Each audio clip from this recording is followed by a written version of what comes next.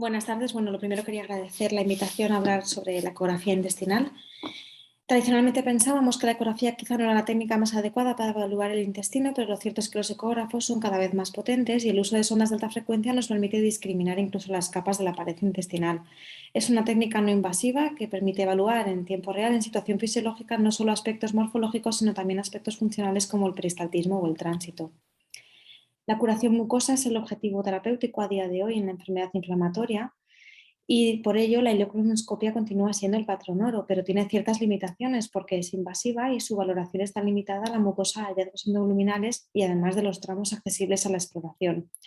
La curación transmural es indudable que tiene un valor pronóstico y por ello las pruebas de imagen son útiles porque permiten la evaluación de la extensión proximal, de la afectación transmural y de las complicaciones extraintestinales.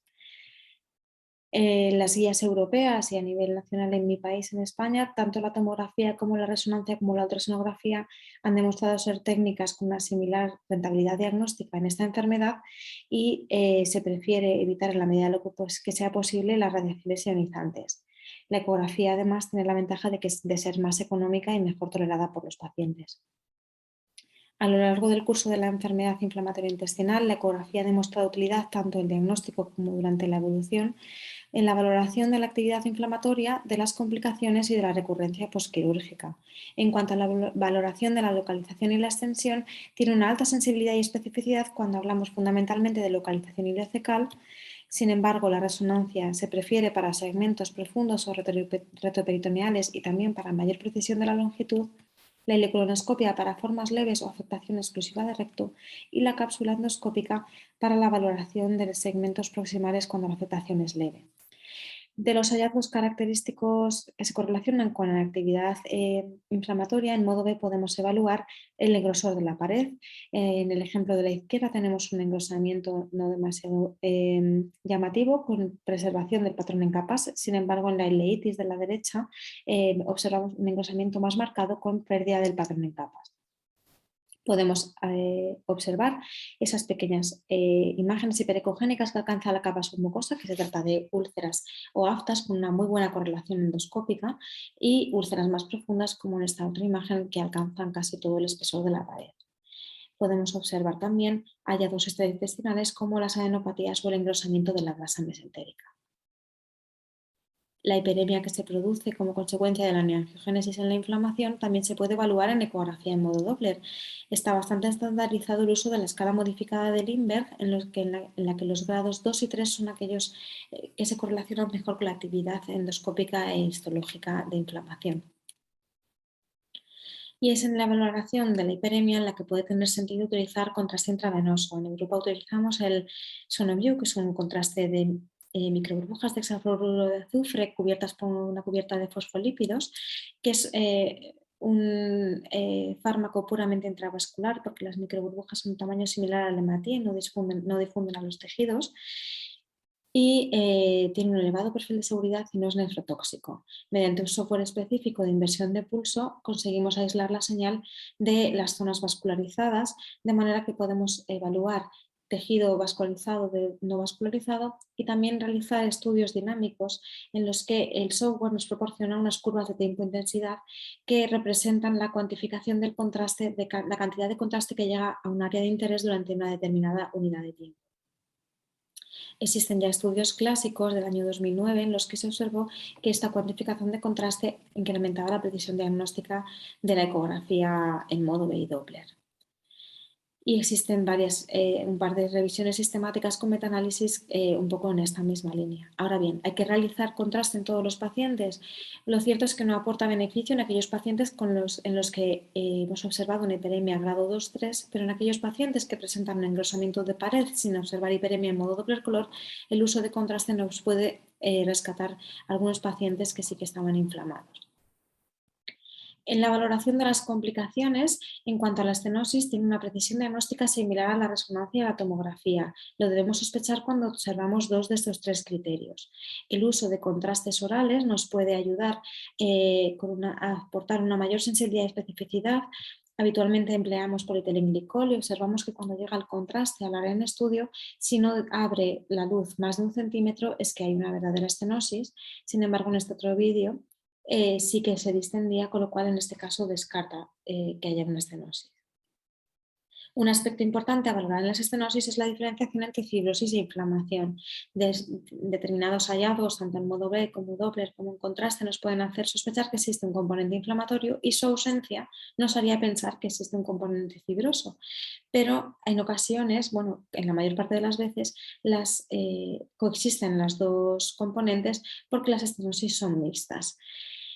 Así las guías ECO recomiendan el valor que tienen tanto la ecografía como la resonancia para ayudar a identificar el componente inflamatorio, pero a día de hoy no existe ninguna técnica que sea capaz de cuantificar el componente fibrótico. Si bien es cierto que existen técnicas prometedoras de la resonancia magnética y la elastografía, que es una técnica de ultrasonografía, que parece que podrían ser capaces de detectar la fibrosis.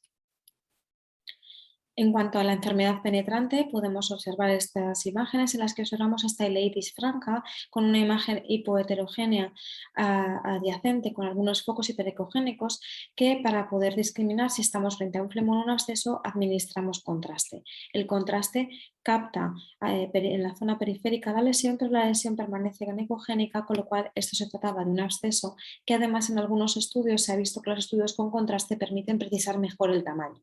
La ecografía con contraste la ecografía en sí misma y con contraste un poquito mejor, tiene una sensibilidad y especificidad similar a la resonancia de la tomografía y no es preciso realizar más estudios si tenemos claro el diagnóstico.